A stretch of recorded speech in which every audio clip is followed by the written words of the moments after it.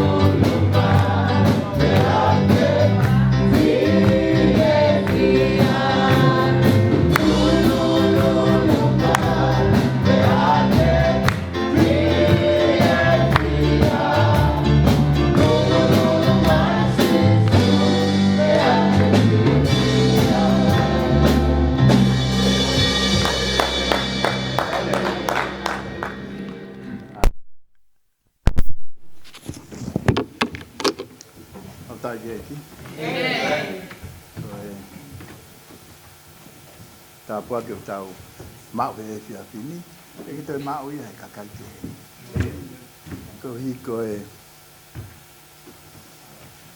potu ko guai e kakai e ki o guai no la tu ko ta pua ki e tau mo ko e te ke fa bile ko fa te ha to malo hi ko e toka e mo tu an mo te fa tang ba mata tang mo lo e ho nga ia o fu si ia ki me fa e ki mata ko e vale ana fa na ka jau na ma lo ko sa ke ha ko fa ko nga e tau ko ko vale ko hi ko ke si aske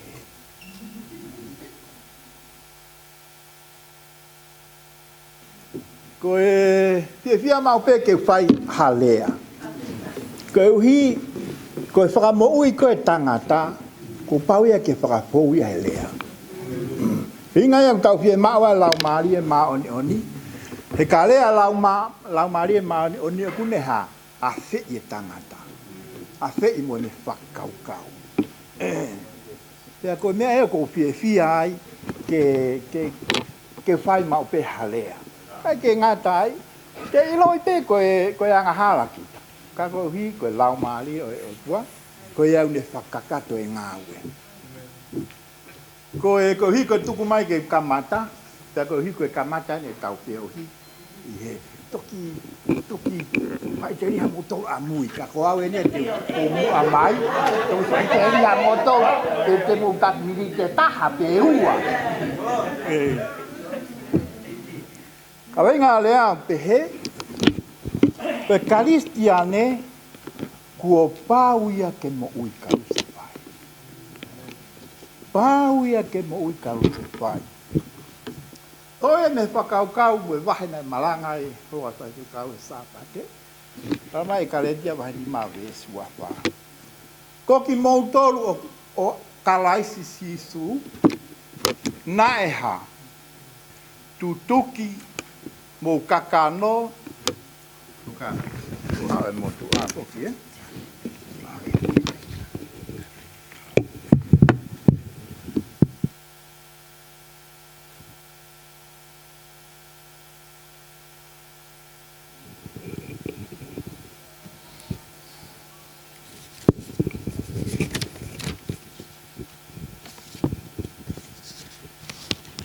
Kok motor o kalaisi sisu ko tutuki he kolosi ai kakano mohono i mueha holi.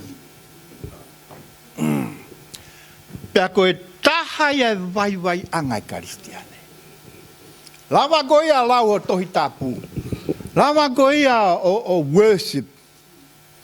Lava goia ha moha.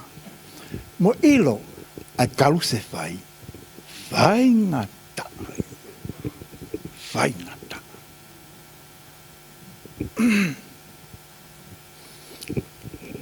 le aga si siu ia matiu ma ke luke mo tolu ku mo fie mui mai mo fie hoko ko hoku lahi ko pau ke ha to mua hoko ko mate aki pe loto hoko he mate aki pe ha fua hoko lo si o ha mui mai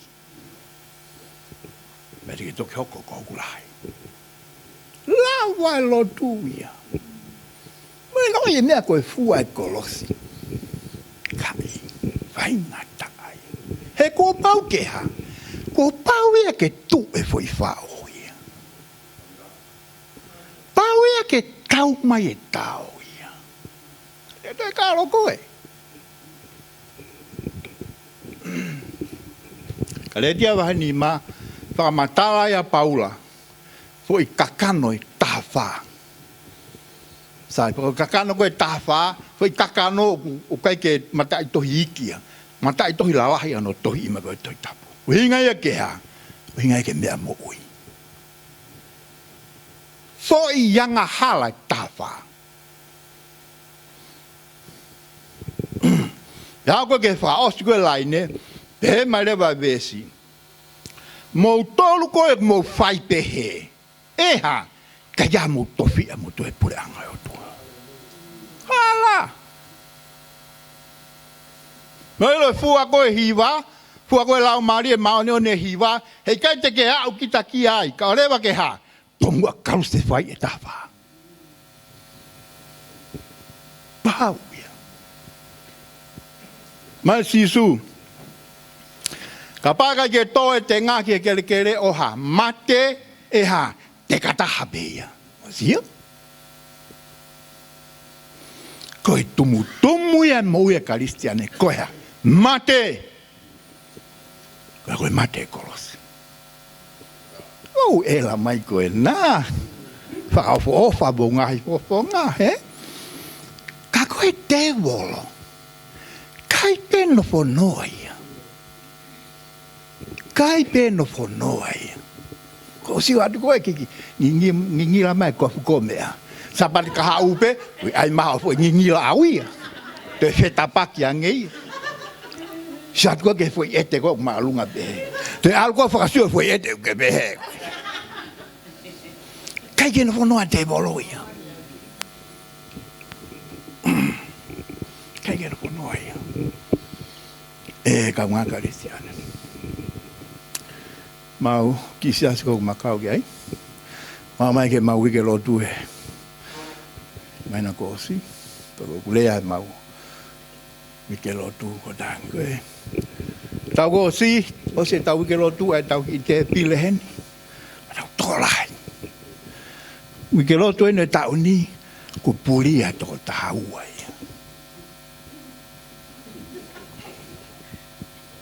Pulia to tau ai.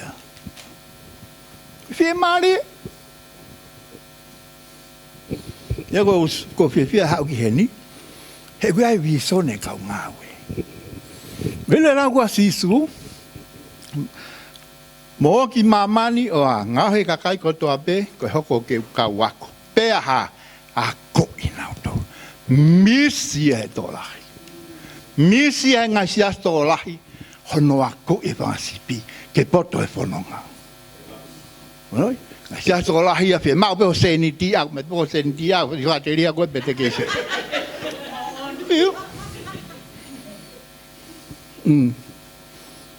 Ako e vasipi ke ha ke poto e tauhi o tua.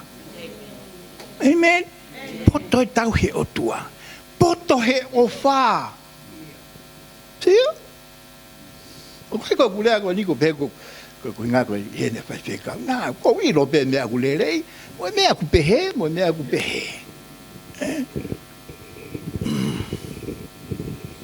pe ma o sia ke e ta ha o fa o tua ta fa ko la ga si su ko e ta si pi ko e kwa alu mo a ta ko me be fa si pi ko fa ko ya si o pe ta si pinga pe ka kwai ko ale fa si pi ha ka ko ka ta si pi ni fa ya to ni koia.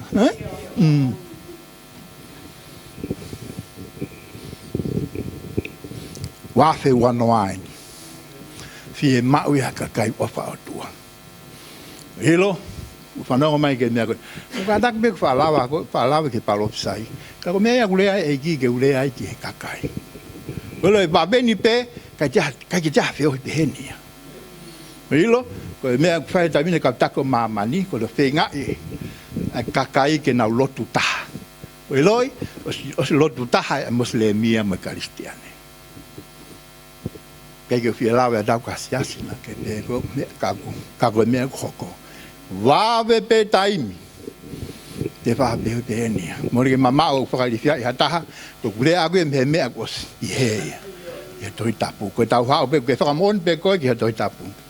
Ia mea koe nuk tau tala noa ke. Kai lotonga u tau mau e whai ngā maari e, mau inga ke tau tala. Pia mau ke mo ui e tangata. Ko hi hange ko ngai leo ta whanongo ki ai, ko kuonga whakaosi. Ko te sia Facebook ka lai ngai tala noa, kau malanga, ka ko whakotu ki a mundo. Ko ngai wheren ko Facebook ka, ko ngai wheren o kuia, ko ke lau toi tapu ia. Ka ko uhi ko ne sia ko he pesi, alveta i mi, ko le au ne sea mai e vespola. Kai te ke ilo ko ho ngau e ko he otua, ke toa ki mata. Mea le pe Facebook aia. Ke whai ake mea totonu. E kaunga karistiane. Ke ai ko whotu at katau tole wafe wanoa. Mau inga te karu se whai. Tape mo. Wenu hen mo mau. O me mipa mau siasi. Oe, whade. Kai ke viai poko ia. Ka whai e loto. Ka whai worship. Os poko worship o ke mo te madu e do. Ko tala mai. Le ola hange na ke ana u na worship. No hinga. Lava pe worship ka ha. Ka ke lava ka se fai. Ta ya fe e tau ka se fai tau dolu. Pesta futu, o seu como fola, ka le dia vanima.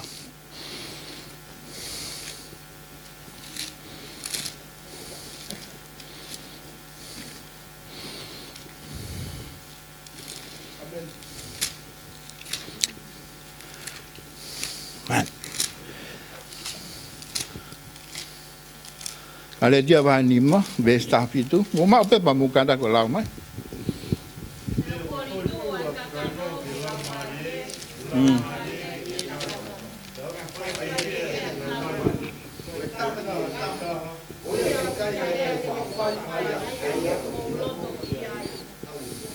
Men. Tama apostolo ko kakano mo lau maria kunaha. Iyo. Ai ko te tapu aku tamai na feta ofiaki. Wela no palema, no fai ngata.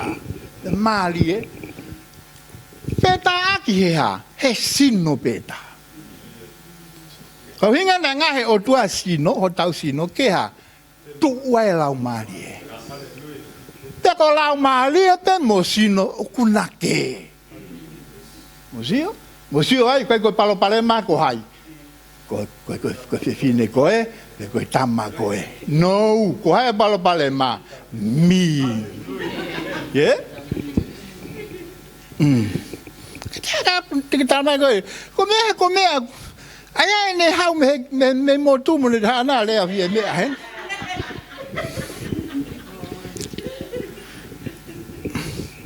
Ile tala mai koe ko mea koe. Ko mi.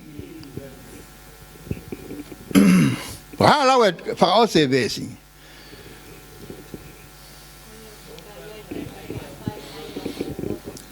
Amen. Não lá wa de vesi. He o hori tu a kakano ke fa fe paki ke la mali. Pe he mo la mali ke kakano. He o kuna feta ofi aki aiongo me koia. Ko hi kai ha me o mo loto ke fai peaha. Oh. Don't do it. See? Ki peni pe ho mo ui mo ma de ai. Ya koe. to tu wolo ko ia ke kakai. Te peni pea koe. Pea koe fekuki whaingata. Because you are against yourself.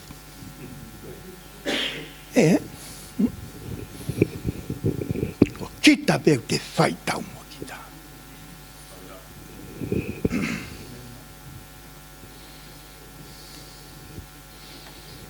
Mai konga ki mui. Pau mo fou, ka pau mo mui he lau maria pea muha. A ewa, fou, i he lau maria. Ka tau lue ku whai he lau maria. Te tau tolu whine mātua, he tau whio hiko mo mātua. Oi kata ia, Me a whaingata. Me a whaingata. Ha me tau ke ai. Whakatang pe po ha me kwagera ha me tau wafi ai ke family. Ha me tau whaale ai. Ko hiko tau whai ke. Te ko vianga pana sanga ko fin mo to ia. Kai ke toi hakukua. Museo ke kai me ai. Kai ke toi hakukua ai ho mo tu a mo toi kua. Kata fo ke fine matu a. Fa hinga me ape. Kako hayu ku halaya. Hoi. Fie maue wafe ua noa ha kalistiane ku ha. Kalu se fai ne moe. Hele la kwa sisu. Mai apostolo. Kai ke ha. Koau. Kai ke unstoppable. Kako hayau. Kalaisiata. Amen. Amen. Ofat kamudol.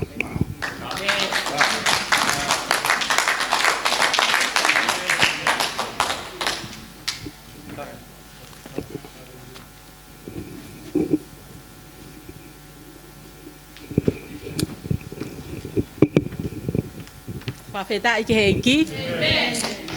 Whawheta ike heiki ko e hakonaki whakawhoofa. Ke tau mo ui kalu se whai. Pea he kai te toi whakaloloa e whakawhi hene kauhiwa e kakai tangata. Ke nau hoko mai o kuia e tau malanga e ua i he whiawhi ko e ni. Ko e ne osi pe ai hiwa pe ai hoko atuai pe a ngalu i he malanga whika uluaki. Amen.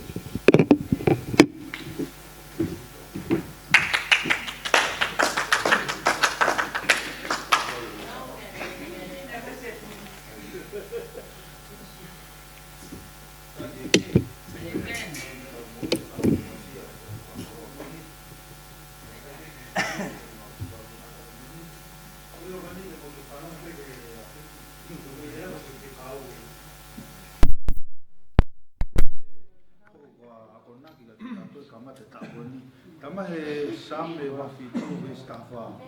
Amana klere ka si ho wa. Mo lo to to. Tu ka pa te tau pa e la desko ni. Lo to to. Ko me pa nga ka pa te tau lo to to. Tu ka me fa nga ta ka fa nga u ki tau wa no wa. Haleluya. Ko ya be ma no.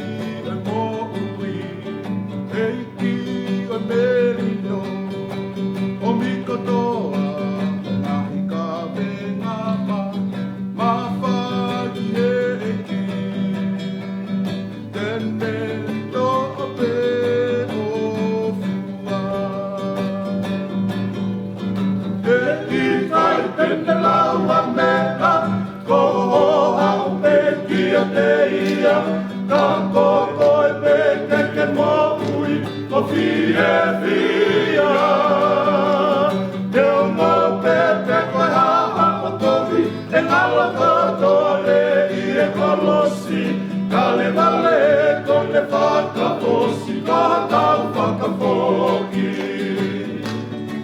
Kuoke whiu e whekumi ki ha, whakano ngā maa. E soe i kai peke ke maku, ka koke mo le lahi whau. Ko sisu e o kutuku motuki, i he mataka i tua. Foki a koe ki he o tua. E i kai te laua mea, toho hau pe ki a te ia. Ka koko e pe te ke mo hui, mo fie fia. Te o mo pe pe koe haha mo kovi, e ngala kato e i e kolosi. Kale vale kone whakaposi, ko tau whakapoki. Te wiwa aki, e kotongia i ngoku loto, ai o whaai e ki malohi ai vai vai, fia fia e loto mamahi. Te wiwa aki, ke omo atu poki, kamu aki api. Te tali fia fia koe ki ai. E i kai te lauha mea, koho hau pe kia te ia. Ka koko e pe te ke mohui, mo fie fia. Te o mo pe pe ka haha mo tovi, e ngala kato e i e kolosi. Kale vale kone whakaposi, koha tau whakapoki. E i kai te lauha mea, koho hau pe kia te ia. Ka koko e pe te ke mohui, mo fie fia. Te o mo pe pe koe haha o kovi, e ngala kato e i e kolosi. Kale vale kone whakaposi, koha tau whakapoki. Kale vale kone whakaposi, koha tau whakapoki. Kale vale kone whakaposi, koha tau whakapoki.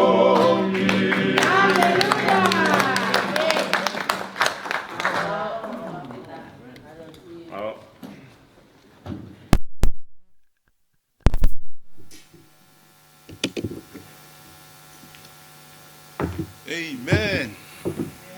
Hallelujah. Praise the Lord. God is good. All the time. Hallelujah. Whamekeu tau whiawhia whinga maari e ko nigeu. Whamalolahi ke whaiwhikau. Pe whoki he take kau men fellowship. Ngā kono whawhatongia ka e whiawhikoni. Ko e whiawh mahu inga ni ka tiki tau tolu. Hange ko ia ko lawe ka e ka inga lotu ko e ka mata anga ni au e men fellowship. Pea mo e polo kalama mo e potunga au e ka kai whiwhine. Pea ko whampe ke o Indotisa to ko hingoa. Ke moa ngā lawe e mo tua koni.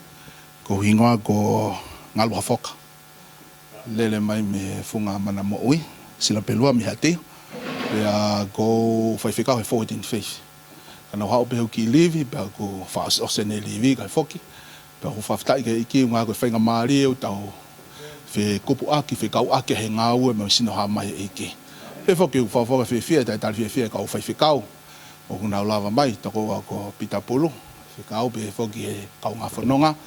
Pe whoki whawhilak whia ke sika i ngai whae ko tau pe. O ku tau kau whataha i he whiawhiko ni. Mau inga kari tau tolu e tau i hene whiawhiko ni ke tau whanong ke wholofola e tua. Praise the Lord. Ko e lea apostolo ko Paula, ko e mala i au ka pau he kai teo lea pe me wholofola e tua. Praise the Lord. Pea ko tui tai toi viviu kai ko e tari ke tau mo ui ko e wholofola e tua. Tau te whito ke taimi o ku te no whawhakalaulau loto ki ai. Hange ko o ku ngā ue mai lau maari e tua. Hange ne ave ki dai ke whainga rem e ta. E anga te no fo ke folofola. Pero me ta no folofola ke fitu e lau Maria wai tau ataina. Fitu e lau Maria wai fifia. Fitu e lau Maria wai melino. Fitu e lau Maria o toa ngoi to taha ko to pe ku tali le ia I he to unga pe ku ai. Fa feta ke ki hange ko fiafi ko ni ko tau heni foki ko tamai be mo fa praise the Lord. Pero malanga ko te he fiafi ko ni o fa tau mu a be ia ke tamai be mo fa hu se pa ni di be mo wife ka ta pe ka wito ka te o te pe mo understand pe ka te tau alu ki pe tau le soni ko le soni nia fa te fito ye ke tamai ke hu se pa ni di be mo wife anga ena no for family hallelujah praise the Lord sai ka ba hena fola va kai fa ta be mo ye tohi Efeso va he noa nima kataki wo ke tol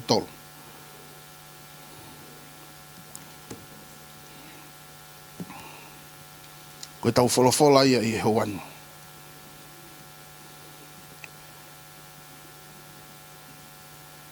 Efeso va nima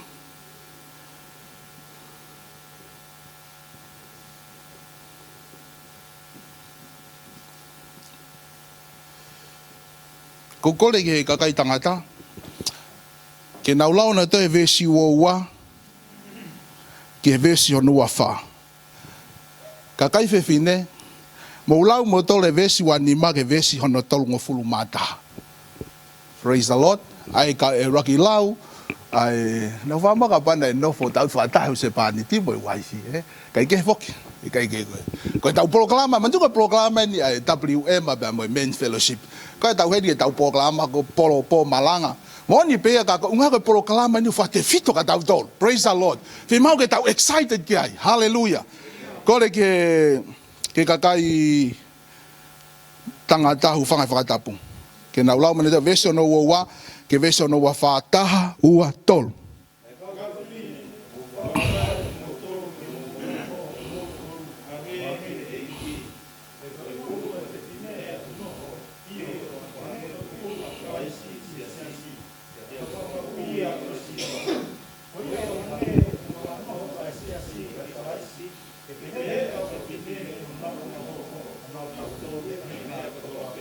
Amen. Arrive fine?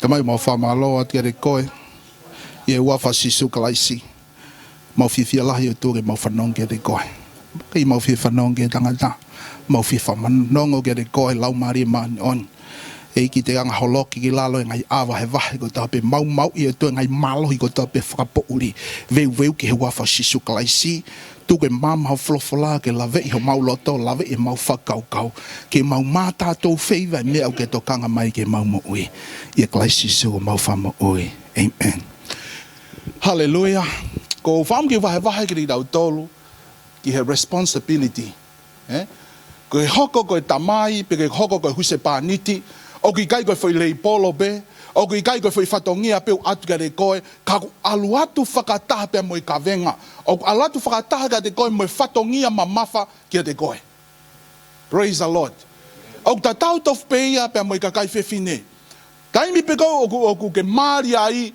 mana tui ka pauna ke whakaiku tau pehepe ka pauna ke whakaiku fifita kai ki toi fifita ko automatiki pe ho whakaiku aho whono a koe praise the Lord ko hanga no hinga Kui ngau ko se fe tuku koe me he fifita, o ke hoko koe o mau hoa, ki he aho whono, pia ku liriu re vai whakaiku, pia ko se anemo o koe. Taimi ko ku alua tai ka liriu ko ia, o ku atu re vai uma, pia moe whalala, ai tamai, pia moe whae, ai ki kaunanga ko ia, ko toko taha ko ni tene whai, hono whatongia lelei, ko no toka ngai, mo no lehi, mo no malui, mo no puke, ai mo ui ai kaunanga ko ni. Whawheta i ke eiki. Sa i le soni ko ku tau tokanga kia i he fiafi ko ni, na tau lau i le soni ko ni, pia tau anga whakatoka ngai ai, ai mawha tuki ange, ai whatongia o ange ki he tangata i he kakai whiwhine. Praise the Lord. Ko tangata mai whiwhine ko mea kehe pe ia. O ku kehe pe na tula whiwhine, pia kehe pe na tula i tangata. Kehe pe mea usai i he tangata, pia kehe pe mea usai i he whiwhine. Sa yanga e o tua o mai ki na aua, ke na whau, ai whai whamiri be taha. Ke hoko pe ua koe taha. Whawheta i ke eiki. Ko iau tala mai e wholofola, tukuange he motua tangata e ne tamai mo e ne whae. Ka ne ha ui a nofo taha ki hono waifi. Sa i na whanonga ko ia, pe ku iei rewa, ai whatongia o ange kia te ki na ua. Mahalo pe una kamata huse paniti pe moi waifi. O sepe tau e taha. Whaele e whine motu a. Kai ke hoko pe koe waifi, hoko koe whae. Kai ngata ine hoko koe whae, o hoko koe tauhi ki api. Sai, i tau le soni koe hoa koe ni, o tala mai e wholofola ka di tau tolu, o tau whakatoa ngā i hen, ai ngai ki te whito wanga wholofola o mai, whelawei pe moi huse paniti, whelawei pe moi waifi. Praise the Lord. Praise the Lord.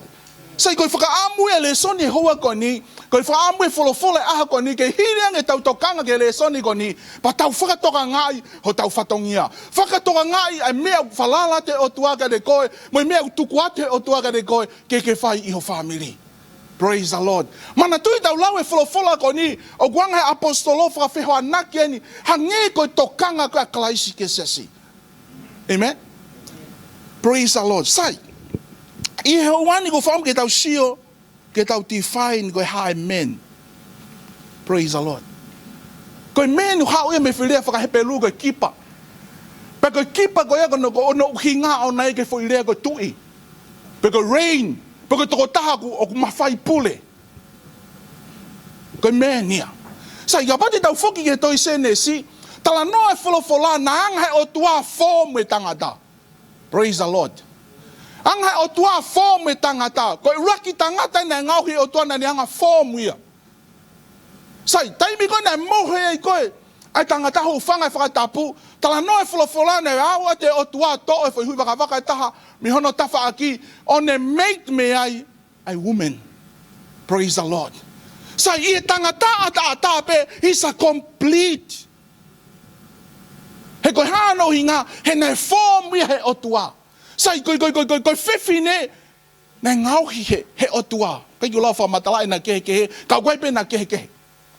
Praise the Lord. Koe na kehe, he koe ngā koe tangata is a finished production. Ka koe whiwhine, o koe kai ke finished production ia.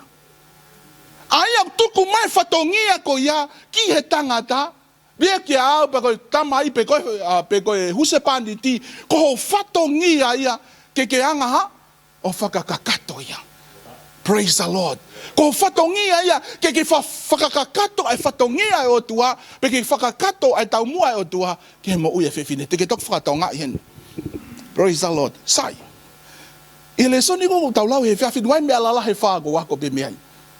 Ai kehe, ai whiwhine, pia moi tangata. Pe koe kehe huse paniti, pia moi waifi. Ulua ki. Koe whiwhine, she needs security.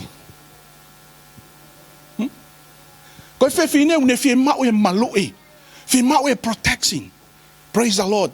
Koe mena ne tukuanga e ha, e ne tamai mo ha, mo ne whae, kai hau kia te koe tangata. Koe uhi e une whie mau ia, koe ke ngā malui ia. Whika raki ia. Whie mau he whiwhine ia e tangata, ke ngā malui. Praise the Lord. Praise the Lord. Kila ka pai tuki a tu ko ta fa ki ko ka me o tu ka ko. Ka me te ke fai te ke riha ko ni mau ha. O palei.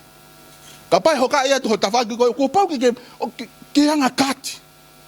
Sai ko fatongia ko o tangata ki fefine. O lua ki fe mau e fefine tangata ki ha. Ke hoko tangata ko malui. Praise the Lord. Ka pai fe lue fin mo to ki fare koloa. O ku ne fie mau ia. A hono hu se pani ti ke na lue. Praise the Lord. Praise the Lord. Ko ate information ka dia to ke fatonga ko mia mo onen ko. Ko fefine o ne fie mau pito ke malu ia. Ke ngo malu sikiwa ne mo ine no fo be mo ko e. Ke le taimi pika ko ke ne ngo sikiwa ne no fo mo ko e. E fakau ia ke ne tamai mo ne fa e. Igai ko e. Mi alai o hoko ta wa ta kai. O nga tukuange he fefine hono family kan ha o ke de ko. Ko nga ko foi pe mo foi o ko na ke o ange ki ai. Praise the Lord. Sai fi mau le vai fefine ia a koe tangata, a koe huse paniti ke malu ia. Praise the Lord. Hallelujah. Sai tau alu ke tangata. Ke pe e vakai tangata. Sai ko tangata ia fi mau ke tangata ia understand. Kapati fatong fi mau pito tangata ke nga mahino ia. Fi mo tu. Pe ko fi ne ek. Unga wai taimi o fai kau hala ke. Ka ko fie mau he motu atanga tai ke be understandable. Ke ki mafao do fakau o te ke no fo pe ane afi. Fakau ko a fo o weni. Fakau ko me a fo o weni mo fo no nga tu gai. Ko osi wa no ta hiva ko wa no ani. O wai me a fo o ke mo lalaka ki ai. Praise the Lord. Amen. Kile wai taimi Como maripe osi pe ta tolu ta fa. Sia te motuaga de goe. Na ke fo isuka ta mi go. Alpe go kamata ke te helu falere go ulu. Kamata ke os mari ta bo ha te me. E kai. Ko tangata no fi moto ke anga mahino ia. Praise the Lord. Kilo ke tangata ko tobe. There is a young boy inside. Listen to me. There is a young boy inside. Kapati fatonga an ko meu ale kau tangata al ke fangita uglalo. What inside of the man there is a young boy. Hetanela. Praise the Lord. Inside. Oh, ko young boy. But ko young boy go always look to the young girl. Hallelujah. Ko yang mau ingai ke tau tolu ka kai fefine keke understandable. Ilo ele totono keke fe hokotaki lele ai mo wifi. Ma min mo huse paniti. Ko tangi ia. Ko tangi huse paniti. Fana o to tangi mai. Pa mo fine mo tuaya. Malo opito. Malo opito ho mafa amu ke ang nga mahino ikoy. Wai palo pare mai ha ni fine mau fine mo tuai communication. Communication. Women they need communication. Why? Because women they like information. Hallelujah. Okay, feni. Koni ko alfa fatao. Hili ko hanga ton na ta ko fituke. Koni ospene minta nima. O ko fen ko sene minta nima te gia mai. O fifili, ko ka fifili na fifili na do po ke feia. Fi mau na to ke communicate o ko o sipe ko ngawe te alu me ke fare koloa ko e pa pe ha ke me ke fare mai foi ma pe ki market o spa ha. Ai ko temi ko mai ka fifili foi mo oni ko communication ko ya o faka ko na do ko foi me mo oni ya. Tau ke pe mai ko market fe tau la ke mo ka ngata pa mo la ve mo o se ho ata. Fiu ta tari mai a fe fine mi api. Kai pe ki fe tu taki ko pe te ke teksa ka me ha message ka send kai ko ente ki to mu ya. Ke mo ua pe ko ya yo fa kau. Ka ke si o fa to ngai a mo pe tai mi o ke kos ko ke fa tu po kai ha. Ai palo palema. Ki se ke he. Ke a fe fine ba me ke he tangata. Praise the Lord. Ko ka kai fe fine na fie ma una tole communication. 100% communication. Ko yang ai ki fa to tolo na fai. Women they like communication. Ko uhibe they love information. New information every day. Praise the Lord. Ka ko tangi ne ta me ka kai tangata. Maloi communication. Fie mau ka kai tangata order. Mau. Praise the Lord. Ko vai ko ni ko sio ko ka sio mau no fo ko apo sio. Tangata mau. O kai ki frame sio ki frala ka lai veve. Pe ha sio o te ko spe ko mau kai o to te alo kai full te ko te full ka do. O spe fo tu me ko tope mau. Ka ha hata ai ki ha veve ha sio o fra mau me ko tope. Pe ko tangata mau. Praise the Lord. Okay, I'm telling you the truth. Ko na tu lai ka kai tangata. Ko na fo ko me ngawe, fe mau ke asa tu hani o ke nam lele. Ke te ke haki. Ma lo ngawe. Ka pe ha tu ke falala fu a ko ke. He kai ke fe off ye tu ka ko. O ngawe speaking my ear, wa mau. Hallelujah. Praise the Lord. Ko mari ange o lipstick kula o fana kaloni ko haki ko ya to ha ko to si no ivi to alu ha no ivi na galunga. Hallelujah. E hawe mo tu aga fu ko fu ipu pe na fu lo la ku he o ha ke lango atu pe tu. Men you hoko this is reality hoko ya. Men they want order in the house. Praise the Lord. Ko na vai besi asi ke tau whakatonga i ho tau kehe. Praise the Lord. Ke tau whakatonga e tau kehe. I he tau kehe te tau lawa rewa pilti ai. Pilti ai. Ho tau tono no anga pilti ai ai mea go ke tau lawa makupusi. Kau te ai me tangia me ka kai fefine.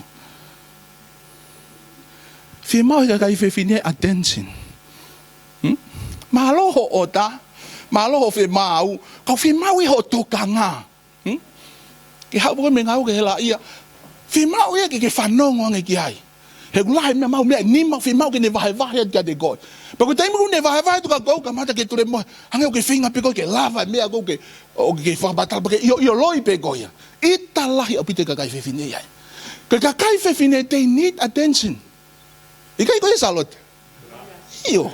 Tai mi ko foki mai aga. Ala tu me ngau fi mau salote ke fanonga ngala tu. Ilo na ke ngau sima na ke au ke ngong sia. Kata ki pe ka ke fanongo. He aluatu ai me aku ne fra matala ke de koe. Praise the Lord. Pe me aku fi mau ke pe mo pe. Sia. Ka kai fi fi mau attention. E ka inga go vai ko ni go wongo. Praise the Lord. Me go discover e tau ene hiva no for mari. Ngai me ngai elia o tamu na te me go no. Help me Lord. Ngai me na ke te lava fra tonga. Praise the Lord. Ka uhinga ko osi ko te research mo de fe komi kai anga o tu afaka mama mai ga kita. Have to be careful. Fi mau ki tau te tokanga. Praise the Lord. Malo pe ko ki me si pe he fa me he fa ai ke vai te ho ha ke vai tu. Tu ko taimi. Fi mau ki tokanga ai. Praise the Lord. E apa ki tokanga ai? Malo pe te vai ya. Yo kau ngata pe ko mo tu e kau ngapi. Pe ko to e tahange. E tokanga ai. Praise the Lord. Ko menu hoko. Ko ka kai fe fine o na fie ma na do ho attention. Praise the Lord. Kau te ai me tangia. Me ka kai tangata. Ka kai tangata they need respect. Hallelujah. Respect. Tata we pepe na ke o se a ko e montua. Tata we pepe na ke lava ne CVE pe ko school seat ha kwa. O fie ma upe motua ia ke anga o fra papa ia. O toka ia. He ko me kai ko mai ke te pile, o kai ko me kai a ko me kai hai, me kai e motua tangata. E motua na ke lava ne UE mo ne school seat. Ai ko tangata o ne fie ma o ia respect. Ko fie me ko wa ko ai. Ko te ala tu ka ap. Fine motu ani mo ko te ap ka fine motu na fine. Ka pe me ko fie ma o han. Ka pe me ko fie ma. Ko te ma ba ba da to ki fa nonga. Fe nga ke algo na ta ko. Hangi pe to ki ya foi polo kalama o ha e ka kai pa to ki pretend live in motu a. Oh kon ha. Nga khilele a to coffee mo me. Ko toi pe ka moto ko. Algo o fure ipu algo nga he coffee. O ko ngai family to lai. Ka ko mai le so ni ko ni ke ta wa ko ai sis. Ko de husa pa ni ti pe mo wife. Fi ma o ke respect. Ai tai mi o se ha ka ta ki kamata ke ha se am te ni mata mo ngutu ko fanga fa tapu. Fi ma o ke ka ta ki. A ko pe ke ona a tangata o tua. Ako pe ki ke ona ai tangata ko ia. Praise the Lord. He ko taimi ko ti ke ako ai ki ke respect mo ke whakaapapa ai. Blessing will come to you. Remember, man is the head of the family. Praise the Lord. Ko ia uwhi mao he tangata deserve respect. Praise the Lord. Praise the Lord. Ko manatu ki he.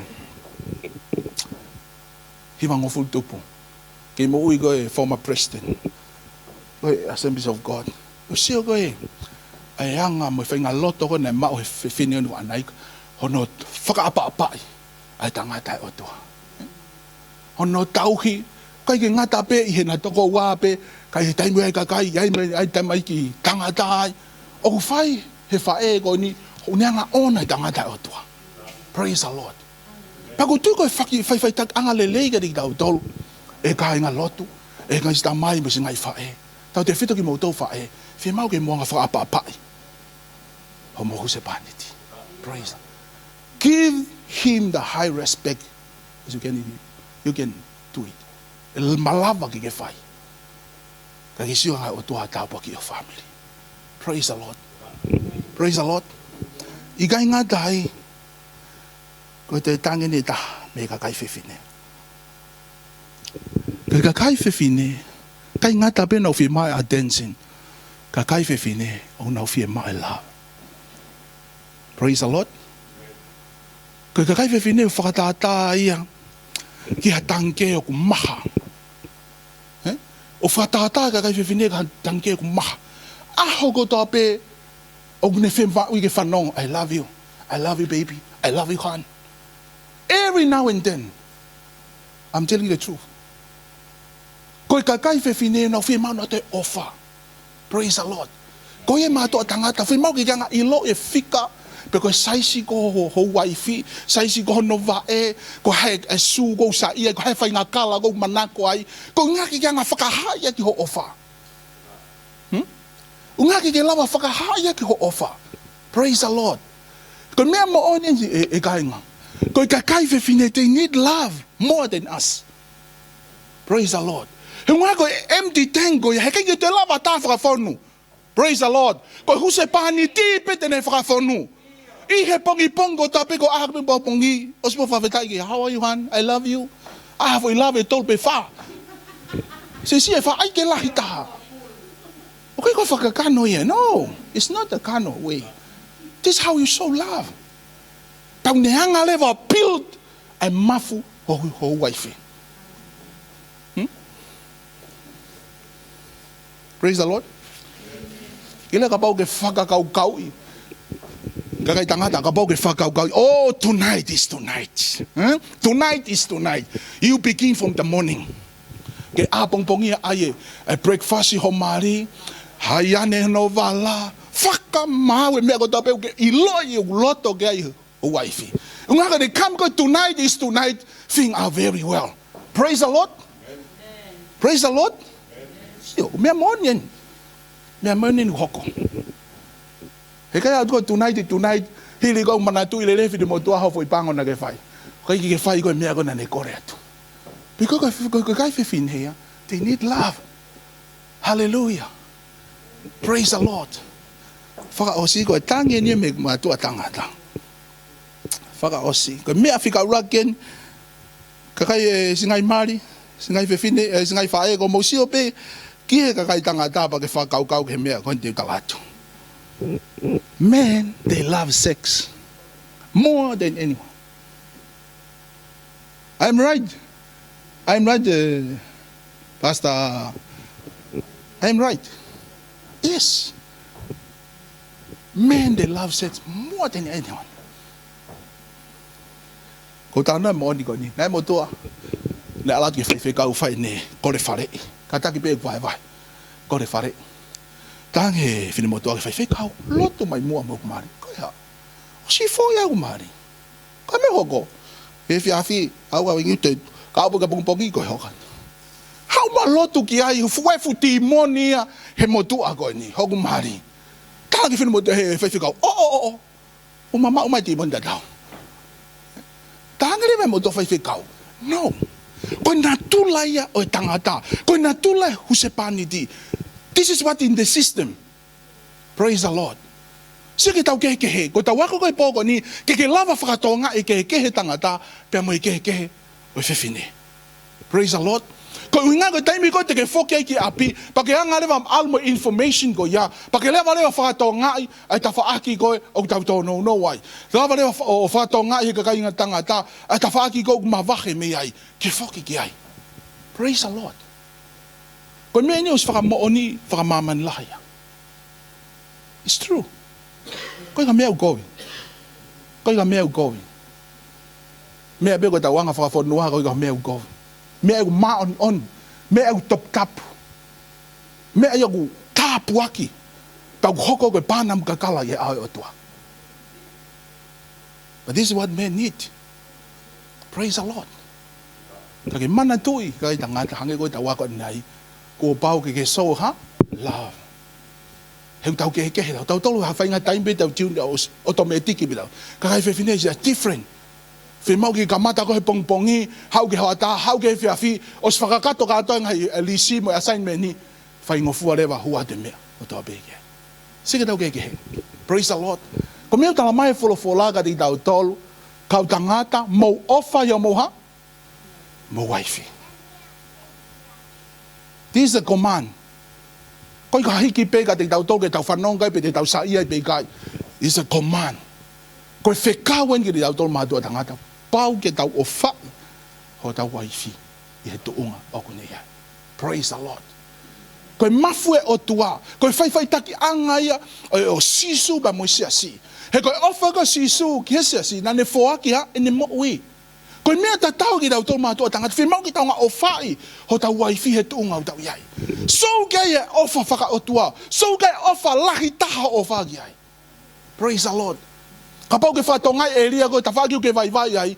Koe this is a time. Koe taimen ke ngā whakahai ai. Koe ko whai unga ko koe. Just to glorify God. Praise the Lord. Mana tui koe whamiri ko ke e hola tāpua ke me ai. Family ko fe ke ya ta po ke alu kai. Ke ya la ta pa ki ta mai flo ko mani o to ha blessing ke fe tu wa ha. Wo nga ta. Fe tu wa no nga wa peace. Ko me mau inga i to te fito kai tangata. Ki ta nga o fai o ta nga hi wa si. Praise the Lord. O te tau lea kakaha. O te tau lea ita. Tau lea lele. Tau lea whakakore kore. He ko ipu vai ki na o tolo. Praise the Lord. Fe mao na o tolo. Tau tolu, ke tau ngā kawa ki nau tolu, o whai nau tolu, he tu ngau tau iai. Praise the Lord. E tai mua te tau whai behe sasi, tau whatonga i rewa tau whamili, o ku ngā ono ki mua. Praise the Lord. Te whatonga i rewa, ku ngai tawha ake ko tōno no ai, o ku kawa apu ngai tawha koni. Whatonga i rewa ka te koi ko whamili, o ku ngā ono ki mua. He ko mea tokanga mai ai utua ki ai. O kei tokanga mai utua ki sasi, tokanga mai ke ulaki sasi, ko ape. Praise the Lord.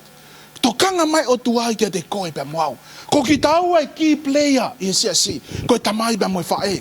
Ko whinga i te voloi aha ko ni ke mau e tamai. Mau i pe moe whae. Ke o te lava tupu lake whamiri koe. Ke unga o te lava tupu lake nau. Moe koloria o tua. Ke he ai whamiri koe ia. Ko once e lavea ai whae. Ne o sia.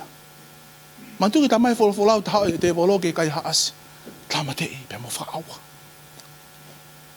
I e lia ko tope, try your best ke mau. Kai ke, o mai whakaukau ko ia mo information ko te tolu, ke tau aranga work out e tau mo ui, i e ta whaaki oi, kai lava o tau whaka o tau family, ke laka ke mua. Pe hoko lewa ko tāpuaki. E taimi ko tāpuaki ha family, tāpuaki ha cell group, tāpuaki pe cell group, tāpuaki ho assembly, ko ne tāpuaki pe assembly, ko tāpuaki e se si whakalofua. Praise the Lord. Whatawange eiki ke nga tāpuaki ne tau tolu he whiawhi ko ni, ko ki ai wahai pe ko whai ma ki tau tolu i he whiawhi ko ni whatawange o tua, ko whamole ka pauana ngai lea ko i ke hoa mo tau mo wakai, whamole mole ea hoa ko ni, whatawange eiki en tāpuaki ne mo tolu. Tuange whengamari kan ki he taki.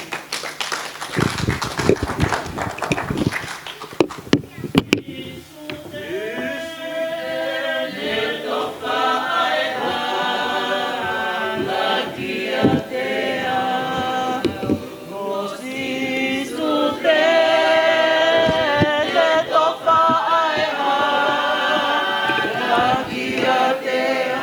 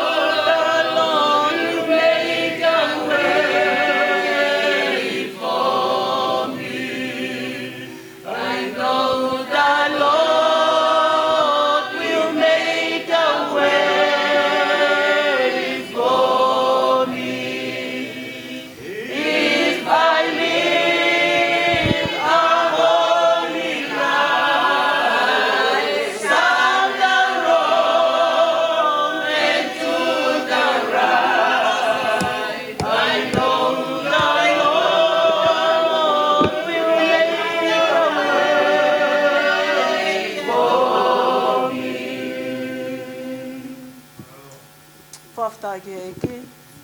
Whaftai ke eki. Amen. Ko le peke u whamalu atu I he talawha tapu ka mata ati e tau kalamba I he whafikoeni. Pea ko tui peko tau whiunga I he whafikoeni ka e omi pehu ki minit pe ua. Ko tui au ko o si whiunga e tau wholofola I he whafikoeni. Pea omi pehu ki minit e ua ko ia koa ki mea si pe te u. Wahi kia I he whafikoeni. E toho I kai malaka ipa koe wahi ono tolu vese ono taha walu. Koe ka weni haki wholofola tāpua ki lahi ki e mo ui e whodonga holo he wikeni. O pehe he palofi tā.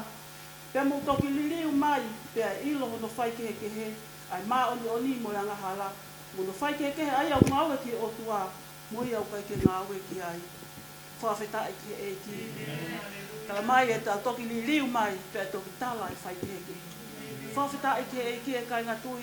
Ko kaweni haki vesi nani hanga pole I malohi e mo ui. Pe ko whenai tawhaaki kou I ai.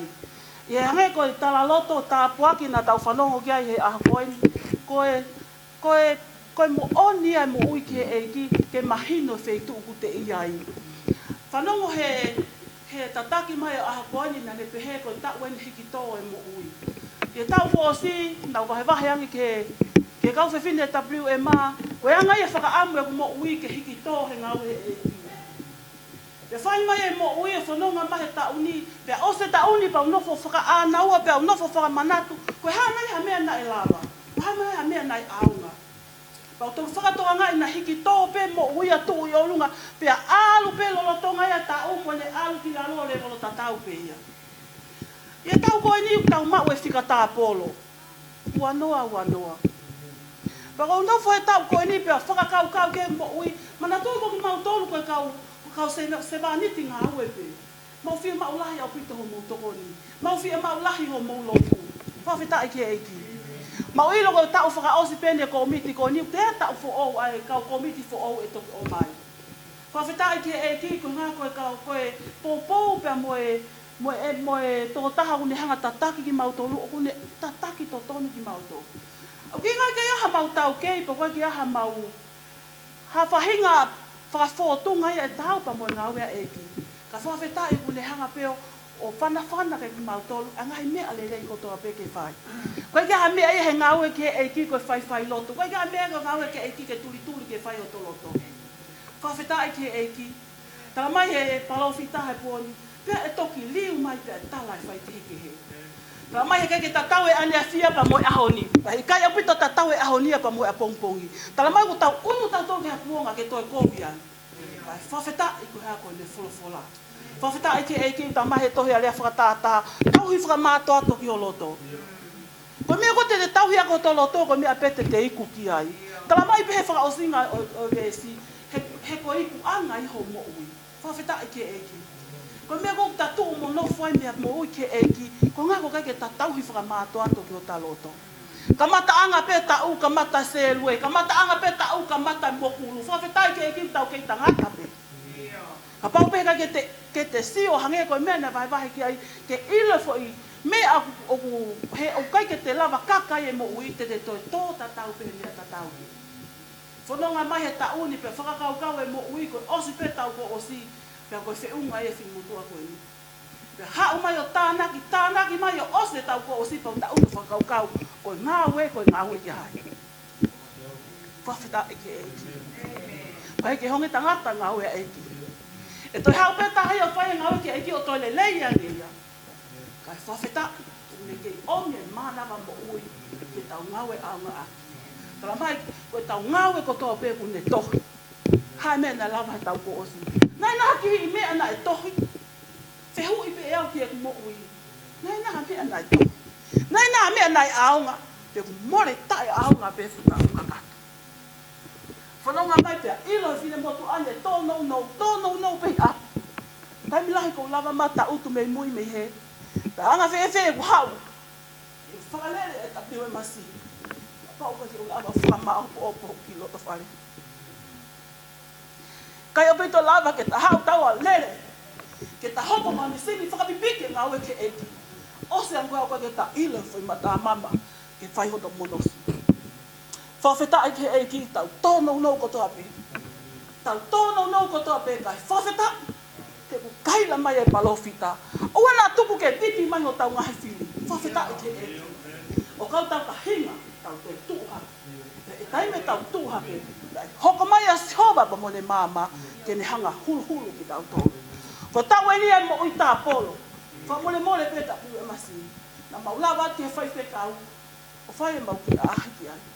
Pane hanga whai whekau o whakangata mai ki mau tolo e mea peke mau whai. Nau whaka ki api na mahi o kuloto. Ko mea na maulawa mo whai a ahi na kaka mea e na sia. Tau mai a ke ila whai whekau e whai ngā honga i au nau loto. E mau a pongpongi o nere ke ngā aue. Kai ke whahalot whaambiri a ahani i. Mau alu me whai mua tina i aho ko ia. Kai ke loto mo e whaambiri o siasi. Ka mau ilo ku una loto e whai whekau. O ku pelu o na tui. O lo tua ki tau tolu e aho ka mo e pō koto ame. Ko mea ofa na mau fua ki tangata i whai whekau. I kai o pito i whiunga. Ko whoki api aho e o pe. O ku si anoa e koini na e whoki. Ke tāpoki ki aki ko e mau e uke whai. Tai me lahi puke a ahi ki whale mahaki. Koe una loto i ho mau loto. Ke utu aki ho mea lere. Tai me lahi puke a ahi ki ngau lau nanahi lau maarie. Koe anga ia e mau whaka amu. Haki tafo aki. Ke kumia ia pula. Ke toa ia tenga ki mau whanau. Ka koe whawheta i ahu ni hau lau maarie. Kau whiwhini ka WMC. Koe whono ngā ia ko pau peke whai. Te tau sio te tau me ahoni. Tau ke ti se ma whakaos tau. Ka ko hai une ilo. Ai pia hoe hake. Tu ke ma. O wai loto si ina o ke e. Kala mai o ke sāta i pia sāta. Ai kai pe ni wai. Kala mai o ke kia ia mea ia e whai ma taa ke o tuaka koe ha. Koe loto. O ofa mo oni he ngā we ke e ki. Haki pe ni ua. Hape hate mea e whaki. Mai ngā wea e eki, la mai ha, tāpua ki koe e eki. O whakata tau pa moe lahi o loto. Mau taimi ke te hao ki ta moha mano, ka pau kai ke iaho to loto.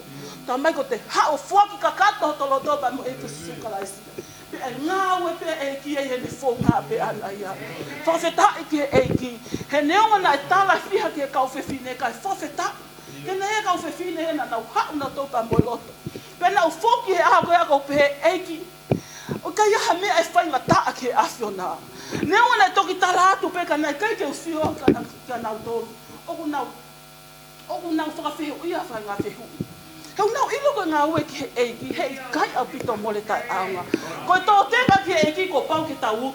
Te koe tau whono ngani koe tau ngā ue ki he eiki koe tau tō tenga. Te tau tō tenga pe ka ko pau pe ke tau. Tala mai tau fua ka lofu pe. Koe kai whiua wha. Koe karauni e upami. Loba ko tō peke. O whaka te motono ko tō pe. Whatawangi. Whai tāpa ki ta ko tō peke tau tōne whanonga e kini whanonga anga tau whanonga hi. Whatawangi peke ni whakalao ana tūla. Pea ka pau pete tau hopo.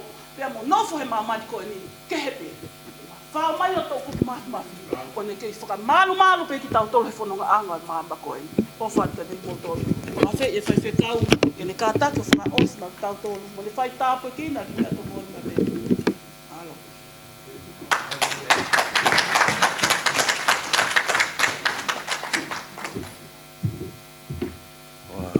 Whewhe ke mua lere o mea ki o lunga. O tui pēu mau ki maulolo e tau. Tau te whaka paspasi kono i ngā koe. Kono i ngā koe whakatūtū pa mo tataki he lau maari o e ki e whakatahaanga. Koe kamataanga e ni o e ngā ue, potu ngā ue o e Men Fellowship pa mo e WMC. E tau koe ni pa kou hoko koe koto tāpuaki. O tui o ko awahe mau toko waka te au wholofola koe ni he tau whakataha koe ni i kai ke lelei ke toko taha e tangata tohi a senesi e mana e whia mao rewa hono tokoni mona pito ia he kono uhi ngā ia koe whailau lavegazione, amen? Amen. Te lave mo ngalo ki he relationship feohi ai anga pe koe whakafotunga koe au whinangalo mai o tua ke feohi a huse pāniti moe waifi o whakatatau moe uhinga na ui ai kinaua koe huse pāniti moe waifi amen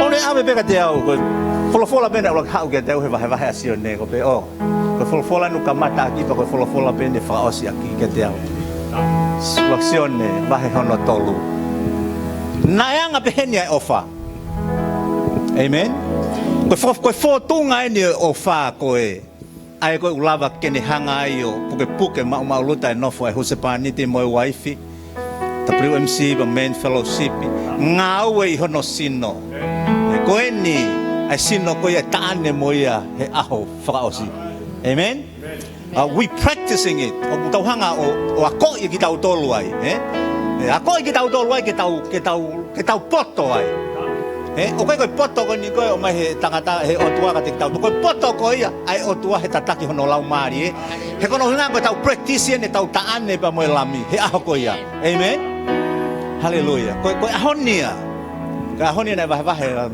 na mai vea e meani koe meani utau ilo ai ofa koe meani utau ilo ai koe nofo koe utatonu ke nofo ai ke huse pāniti moe waifi koe ni e mea utau ilo ai koe ofa koe te tau whehangai moe he aho o whakamau taane ai pa moe lami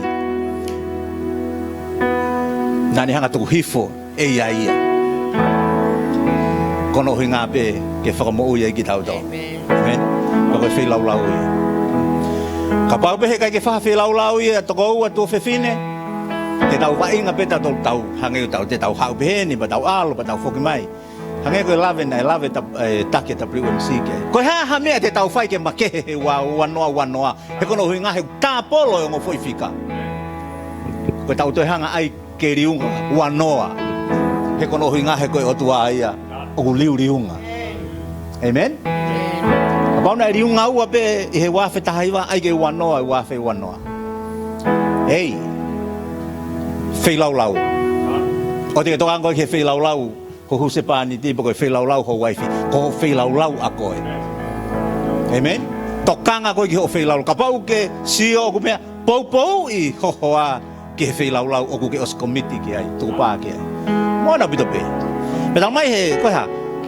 to hifo ene mo ui kono hinga ke tau ba e tau mo ko hono hinga ka te ki tau tolu ke tau whei lau lau i koe ki tau tolu o koe ko te whai tau toka kalaisi os whai ka lai koe tau whei lau lau e tau tolu ko ki nau tolu koe unau kei mamani amen e ka pau rewa te tau nofo pe tato he tuunga koe tau ia e ke tau tolu lava tato whakamui hata ko tahake tau tari pe tau tolu ke tau alu i hewa na ko hahano aonga e tau loto tamai o mau whakamalo pa mau whakawheta i ka te koe tamai kono hinga koe wholofola kono hinga koe tala loto kono hinga koe hiva koe hinga koe whainga tūkunga loto koe whainga whakakaukau na ki hanga omi makatuunga takataha beia ki he pōko eni ke mau whanongo ki ai pia mau whakamooni ai ki he tataki ho lau maari e o mooni eki koe mau lotu ia o mau tuu koe tamai koe mo singahi whae koe eni whakatokoua whakatua whaafini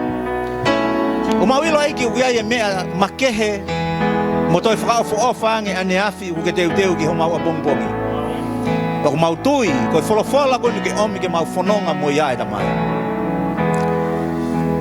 ke mau mahu inga ia he ofa na ke whaiga te mau tolu koe mo ui whei lau lau ia o koe ke mau whei lau lau i ke mau tolu kono ngā ke mau wheinga ke whakatatau e mea na ke whaiga te mau tolu kai ke lava e ke mau tolu ke whai ka kohono uhi ngā ko whinanga loia eiki ke mau mau e mo ui ko ia o lahi au pito pia ku whau pe ia eiki i he mau whei lau lau i e mau mo ui kono uhi ngā ka whaka mo ui halau maari e me mamani e tamai whai tāpu kina mai eiki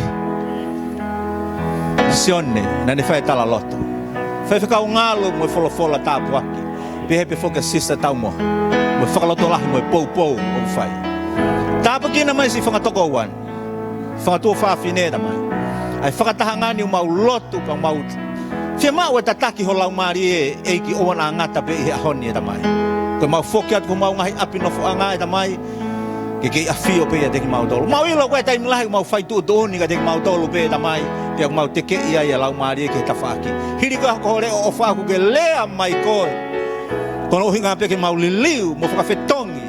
Kau mau whakaongo turi ki ho o lea. Eiki. Taofi. Ka ke ilea pe mau ilo koe whakatau ia ke mo ui. Tāpa kina mai ki mau tolu e tamai hosia si he aho koe ni. Mau lotua atu eiki ki nau tolu ke mau kau whakataha hini.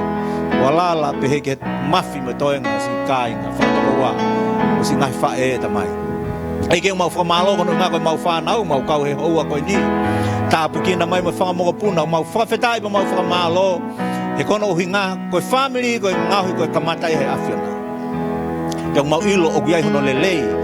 Ai mau whi ofa aki. O ilo i ai ofa siso i he vāi huse pāni te moi wife. Te aloi ki he whanau. Family o mālohi o giai a siso koe siasi o mālohi. Te mau whakamalo pa mau whakawhetai ai ki te koe tamai. Tāpa kena mai aki mau tolu he hoa koe ni tamai. Na tuke mau alu me wholofola koe ni uana ngalo e te ki mau tolu e tamai. Ai aho mahu inga koe ni. Tamai mau ilo koe teu i puwai teu he kau whewhinege mau mao. I he hoa koe ni tamai. O mau lotua tu ai pe. Ka kau i he mau lotu he hoa koe ni. Ka pao rewa iaha ngei mo halanglang e whakawhetai mo whakamalo te mau whakafoki kotoa pe ki te koe. He tāo mo koe ki ke mau i he huafa o sisu kalai si. Amen and amen. Malo pito.